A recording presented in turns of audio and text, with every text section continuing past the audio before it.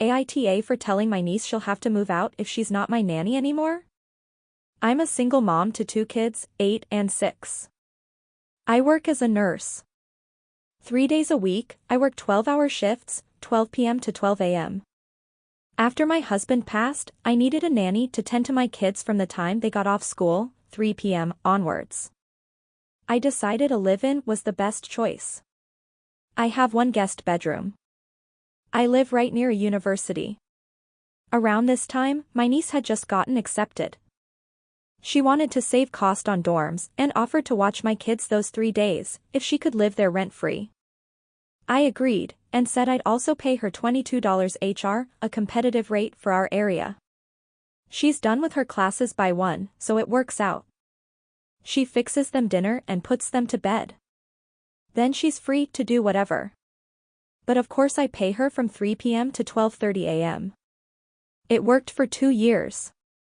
My niece never had any complaints. Now, however, my niece is getting an unpaid internship related to her major that starts in January. She wouldn't be available to watch my kids. I congratulated her and said I could help her look into student housing or an apartment. We'd have 3 months to do this. She was confused. I said since I would need a live-in and only have 1 guest room, she would have to move out.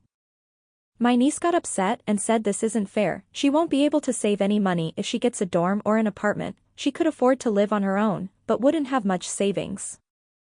I pointed out that this would work best for me as I had to put my kids in aftercare the other 2 days I work. I get off around 5, and the nanny could just pick them up from school versus them having to stay there so long. My niece argued that the nanny could leave at the end of her shift, but after speaking to some nannies, they understandably don't want to drive home so late. Plus, I'm fine with the nanny, and my niece, sleeping after the kids do.